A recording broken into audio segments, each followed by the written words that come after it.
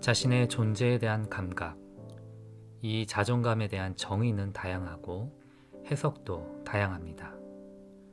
저는 자존감을 이렇게 표현하고 싶습니다.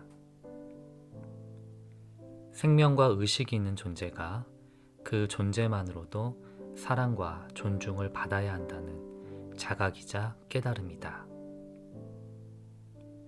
이것을 자각, 깨달음이라고 표현한 것은 이 신념은 상황에 따라 바뀌거나 흔들리면 안 된다는 것이고 이것이 기본이어야 한다는 뜻입니다. 예를 들어 여러분이 돈, 직업, 학력, 외모 등과 같은 나의 능력이나 나의 기능적 쓸모에 의해서 나의 존재에 대한 평가를 받았을 때 그 평가가 긍정적이든 부정적이든 즉각적으로 이건 뭔가가 잘못됐어 라고 느낄 수 있어야 한다는 것입니다. 예를 들어 만약 엄마가 자식에게 옆집 재훈이는 이번에 서울대에 들어갔단다 라고 한숨을 쉬면서 너는 왜 이 모양이니? 라고 했다면 이것은 기능적 차이를 이유로 존재 자체를 무시한 것입니다. 이건 잘못된 것입니다. 일단 엄마의 인식이 잘못됐습니다. 이렇게 말하던 엄마 본인도 자존감이 없는 것입니다.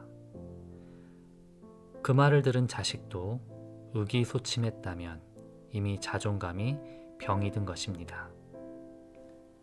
또 다른 예로 재훈이는 이번에도 대학 못 갔다더라.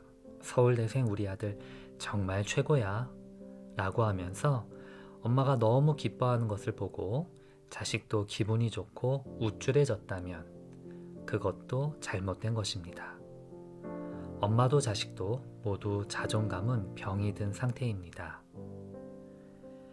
우리는 이 상황을 보면서 뭔가 잘못됐구나 라는 것을 감지할 수 있어야 자존감에 대한 정상적인 감각을 가지고 있다고 할 수 있습니다. 자존감은 일종의 감각입니다. 음식을 먹으면 이게 상한 음식인지 건강한 음식인지 우리는 즉각적으로 배우지 않아도 알 수 있습니다. 이와 같은 매우 섬세하고 즉각적인 감각입니다. 혹시 공감이 안 되시는 분들도 있을 테니 이야기를 이어가 보도록 하겠습니다. 우리는 존재 자체에 대한 존중과 기능에 대한 평가를 혼동해서는 안 됩니다. 이것을 혼동하기 시작하면 사회도 개인도 자존감이 병들기 시작합니다. 분명 기능의 차이는 존재합니다. 공부를 잘하는 능력이 필요한 필드가 있고 여기에 적합한 사람이 있습니다. 축구 시합에 필요한 기능이 있고 이 기능을 더 잘하는 능력을 가진 사람이 있습니다. 노래와 춤, 그림 등 예술적인 것에 더 적합한 사람이 있습니다. 여기에는 차이, 경쟁, 평가가 분명히 존재합니다. 그런데 이런 기능과 존재를 혼동해서 쓰는 경우가 많습니다. 예를 들자면 이것밖에 못했니? 왜 사니? 라고 말하는 경우입니다. 이것은 기능의 평가를 존재의 무시로 연결한 것입니다. 이런 말을 우리는 상대방이나 자기 자신에게 아무렇지도 않게 하고 있는지도 모릅니다. 우리 사회에는 이런 말과 행동이 무의식적으로 만연해 있는 것 같습니다. 반면 우리는 의식을 가지고 있는 한 생명으로서 소중한 가치를 갖고 있습니다. 생명이라는 것은 어떤 조건에 따라 그 가치의 경중이 다르지 않습니다. 이것은 우리의 인류가 보편적으로 인식하고 있는 것입니다. 돈이 많은 사람이나 없는 사람이나 노인이나 젊은이나 생명 자체에 대한 가치는 동등합니다. 또 의식은 느끼고 인식하는 주체이며 인간의 깨어있는 의식은 동물과 인간을 구분지어주는 특징이기도 합니다. 이러한 생명과 의식은 인간이라는 존재가 갖고 있는 그 무엇과도 비교할 수 없는 가치입니다. 시대마다 달라지는 사회적인 쓸모와 기능과 상관없이 그 존재 자체만으로도 자신과 타인으로부터 사랑과 존중을 받아야 하는 소중한 존재라는 확고한 자각. 제가 말하는 자존감은 이것입니다. 우리는 기능적 차이에서 오는 자타의 평가와 자존감을 구분할 수 있어야 합니다. 이해와 공감을 높이기 위해 또 다른 이야기를 해보겠습니다. 우리가 갓 태어난 아이를 바라본다고 상상해 봅시다.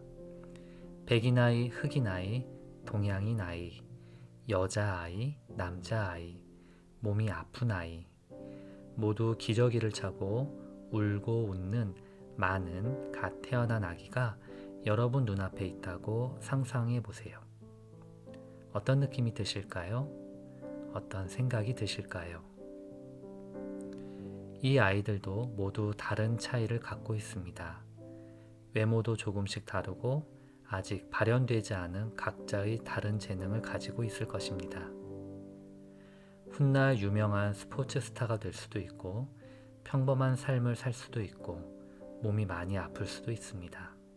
살아가면서 다른 직업, 다른 삶을 살아가겠죠. 하지만 그 존재에 대한 차이가 있나요? 똑같은 존재입니다.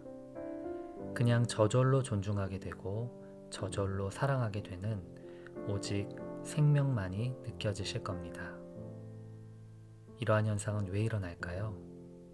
그것은 이 아이들의 생명이 우리 안에 자존감을 깨우기 때문입니다.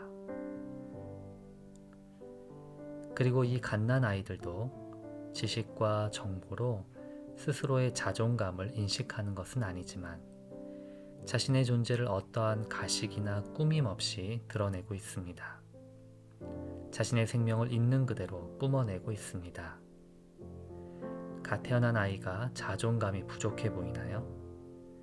당장 엄마가 없으면 아무것도 할 수 없고 죽을 수도 있는 무력한 존재이지만 이 아이의 자존감은 세상을 가득 채우고 있지 않습니까?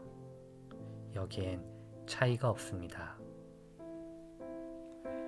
자존감은 이런 것과 같은 것입니다. 그래서 원형의 자존감은 모두가 같고 우열이 없고 더 높고 낮은 것이 없습니다. 제가 갓 태어난 아이를 예로 든 것은 우리가 순수한 한 생명을 바라볼 때 우리 안에 있는 원형의 자존감, 즉 생명과 의식을 가진 존재를 있는 그대로 존중하고 사랑하는 감각이 눈을 뜨기 때문입니다.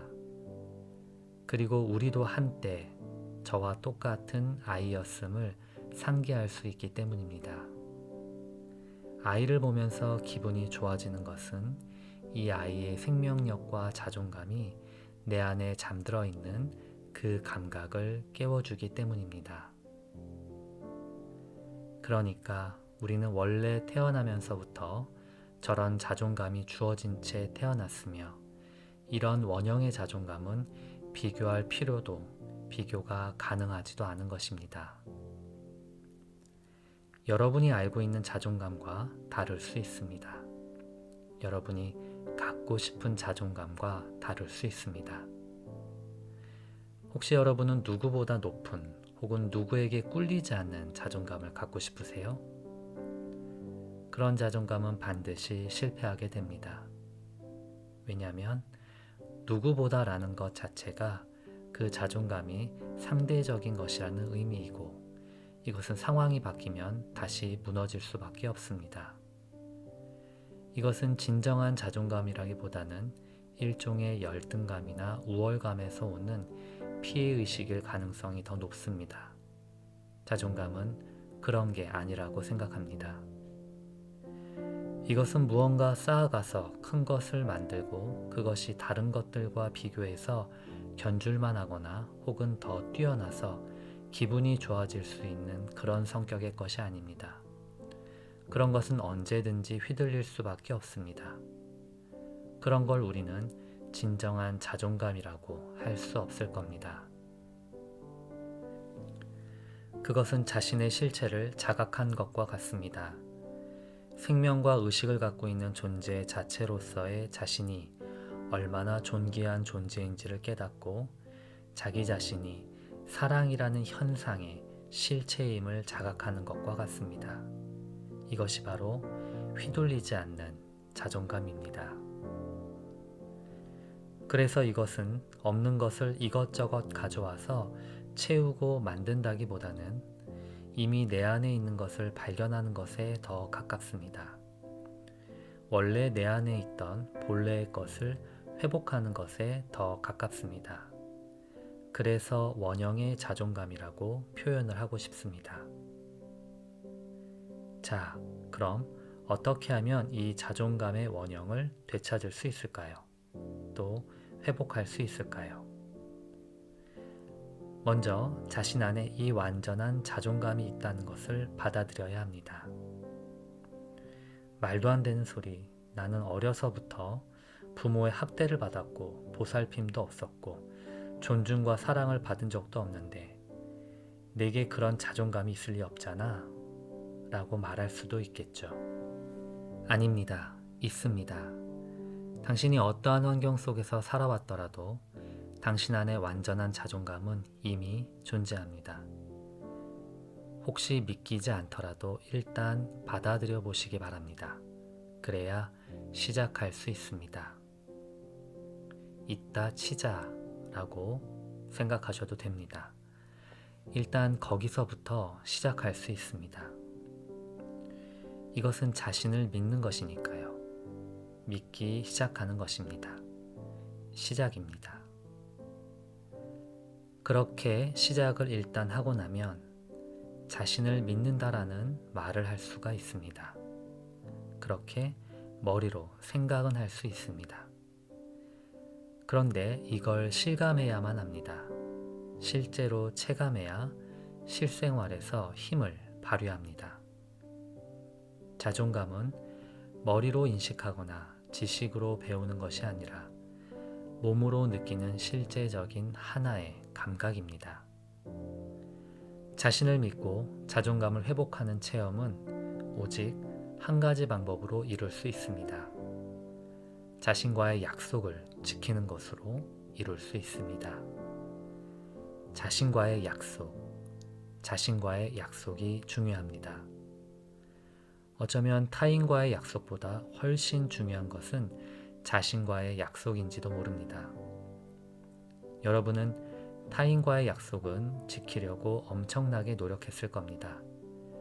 안 지켰을 경우 신용을 잃어버리고 사회적 생명을 잃게 됩니다. 대가가 크죠? 하지만 그에 비해 자신과의 약속은 묻혀버리기가 쉽습니다. 묻혀버리는 순간 우리의 자존감도 묻혀버리게 됩니다. 이게 간과되기 쉽습니다. 타인과의 약속을 지키지 않는다면 사회적 생명을 잃어버리게 됩니다. 자신과의 약속을 지키지 않는다면 자존감을 잃어버리게 됩니다. 자신과의 약속은 작은 약속, 그리고 즐거운 약속이어야 합니다. 작은 약속부터 시작해서 큰 약속으로 가는 것은 저는 중요하지 않다고 생각합니다. 자신과의 약속은 크고 작은 게 없이 모두 그 나름의 이유를 갖고 있는 소중한 것입니다.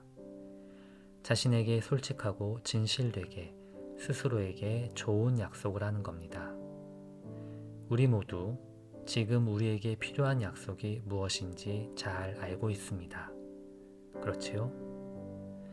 무엇을 하지 말아야 한다는 약속도 있겠지만 자신을 행복하게 해주기 위해서 하루에 30분은 꼭 취미생활을 해준다와 같은 행복한 약속도 좋다고 생각합니다. 자신과의 약속을 할 때는 너무 높은 기준에 불가능한 약속을 하면 안 됩니다. 절대로 거짓말을 하지 않겠다. 이런 것은 안 됩니다. 그리고 결과보다는 과정에 대한 약속을 하는 것이 좋습니다. 살을 몇 킬로그램 감량하겠다보다는 저녁 몇 시 이후에는 안 먹겠다와 같은 과정에 대한 약속이 좋다고 생각합니다. 다만 약속을 지키는 것은 기술이나 방법이 아니라 의지가 중요합니다. 그렇지요? 의지의 힘이 커져갈수록 자신에 대한 만족감이 커집니다. 특히 자신과의 약속을 지키는 것은 상대적이지 않고 경쟁을 할 필요도 없습니다. 온전히 자신과의 진실한 시간을 갖는 것과 같습니다. 눈치 볼 필요도 없죠.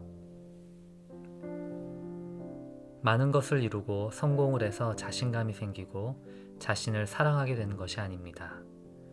자신과의 약속을 지켜야 자신감이 생기고 그 자신감이 커져서 온전하고 충만한 자존감을 되찾게 됩니다. 성공은 그 과정에서 찾아오는 것이겠죠. 자, 그러면 이것을 위해 우리가 지금 한 가지 해볼 만한 것이 있습니다. 자신과의 약속을 지키는 의미로 한 가지 액션을 해볼 것입니다. 바로 발끝치기입니다. 5분 동안 발끝치기를 하면서 자신과의 약속을 지켜보겠습니다. 편안하게 자리에 누워서 다리를 쭉 뻗은 상태에서 뒤꿈치를 붙인 채 발끝을 좌우로 벌렸다 좁히는 동작을 빠르게 하면서 발끝을 부딪혀 주는 것입니다. 몸을 쓰고 몸을 느끼는 것이기 때문에 체감과 만족감, 유익함이 크다는 장점이 있습니다. 건강에도 상당히 유익한 효과가 많습니다. 처음 해본다고 가정하고 한번 해볼 텐데요. 건강상에 큰 문제가 없다는 가정하에 500번을 해보겠습니다. 다리나 허리에 문제가 있거나 큰 질병을 겪고 있다면 개수를 조정하도록 합니다. 영상을 참조하시기 바랍니다. 시작해 보겠습니다. 자리에 편안하게 누워주시고 양손은 아랫배 위에 올려놓습니다. 발끝치기는 의지만 있다면 누구나 큰 무리 없이 할 수 있다는 것을 인지하고 끝까지 해보겠다고 마음을 먹습니다. 시작합니다. 동작은 최대한 빠르게 그리고 크게 합니다.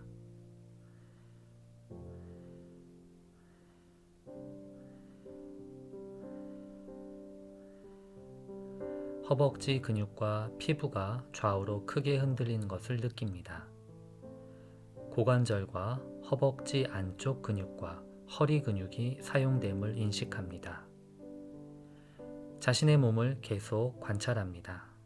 어느 시점부터 힘이 드는지, 어느 정도로 힘이 드는지 바라봅니다. 힘듦의 정도를 0에서 10으로 스스로에게 표현합니다.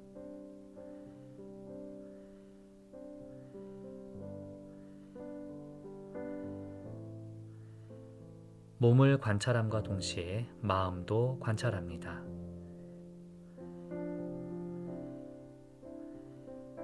의지가 약해지는지 바라봅니다.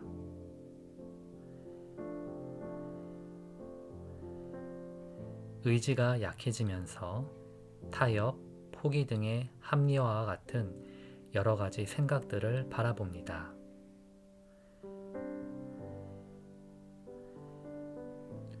의지가 약한 나와 연결이 되고 있는지 바라봅니다.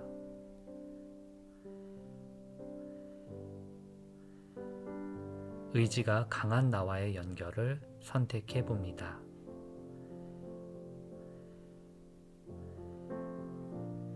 나의 선택은 무엇입니까?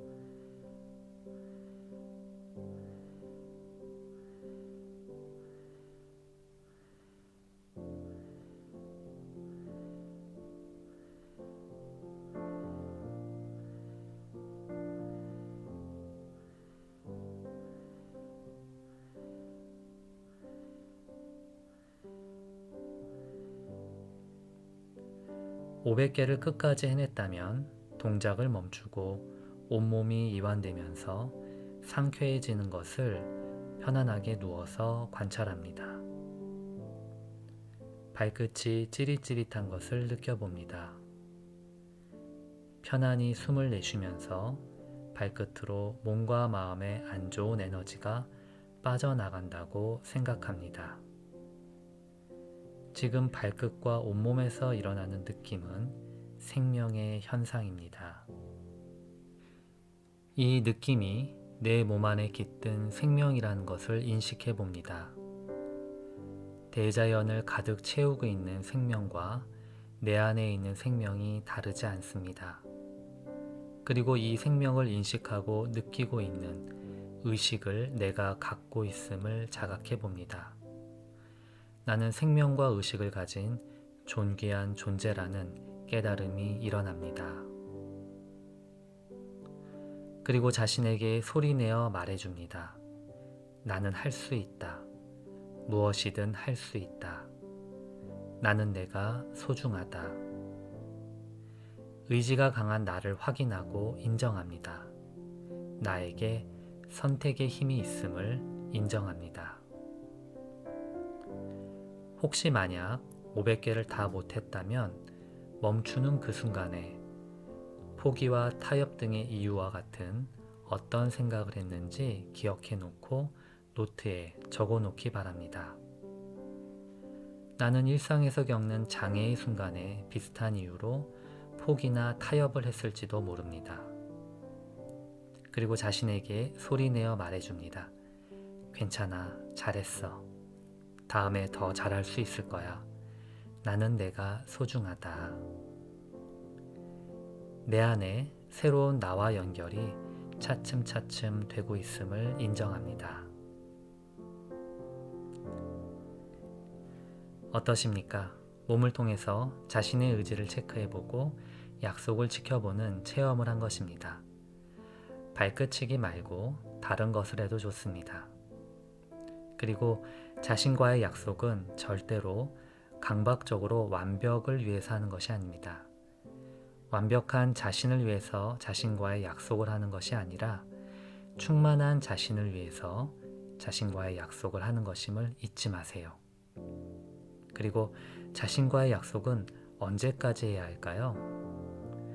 살아있는 동안 끊임없이 하셔야 합니다. 이것은 스펙을 쌓는 것이 아니죠. 경쟁하는 것도 아닙니다. 나 자신을 돌보고 아끼고 사랑하는 시간이니까 아주 적극적이고 유연하고 즐겁고 행복하게 하는 것입니다. 자, 그런데 이것은 시작으로서 의미가 있고 어쩌면 시작이 반이다라는 말이 있듯이 우리는 절반의 성공을 했는지도 모릅니다. 이렇게만 하면 우리의 자존감을 되찾고 회복할 수 있을까요? 중간에 간단하게 완전한 자존감에 대해서 이야기했습니다. 그렇게 완전히 존재하던 우리의 자존감은 살아가면서 조금씩 왜곡되고 훼손됐습니다. 이유가 뭘까요? 네, 사회가 병들었기 때문입니다. 세상은 여러분이 존재 자체로서 사랑과 존중을 받는 그 감각이 유지되고 더욱 강해질 수 있도록 격려해 주진 않았습니다. 성장과 발전이라는 목적 아래 우리를 무한 경쟁 속으로 몰아넣었습니다. 또 그러한 무한 경쟁을 부추긴 것은 우리의 끝없는 욕망이기도 합니다. 그래서 사실상 오로지 돈이라는 가치 하나로 우리를 평가하게 하는 세상 속에서 살게 됐고 우리의 자존감은 그 속에서 건강하기 어렵습니다. 자연환경이 오염되면 그 안에 사는 모든 생물도 병드는 것과 마찬가지입니다. 때문에 우리는 자신의 자존감을 높여가는 개인적 노력과 함께 우리의 자존감을 건강하게 할 환경을 만들어가는 것도 게을리해서는 안 됩니다. 나도 이 세상의 일원으로서 이런 환경을 만들어가는 것은 자신의 자존감 회복에도 도움이 됩니다. 아니, 필수적입니다. 자존감 회복의 시작은 개개인의 각성이지만 그 시작이 전체로 연결되고 있다는 인식을 꼭 가져주세요. 그런 생각만으로도 내 자존감이 회복되는 것을 느낄 수 있습니다. 내가 선한 영향력을 끼치고 있다는 느낌은 내 자존감을 완성하는데 절대로 빠져서는 안 되는 감각입니다. 어쩌면 세상도 세상 스스로의 자존감을 회복하는 과정을 겪고 있는 것인지도 모릅니다. 자존감을 회복하는 것은 우리가 삶을 통해서 반드시 이루어야 하는 과업입니다. 자존감의 시작은 개인이 자존감을 회복하는 것이라고 할 수 있습니다. 자존감의 완성은 전반적인 사회의 자존감이 회복되는 것이라고 할 수 있을 겁니다. 다음 시간에는 나를 포함한 전체의 자존감의 회복과 완성에 대해서 이야기 나눠보겠습니다. 감사합니다.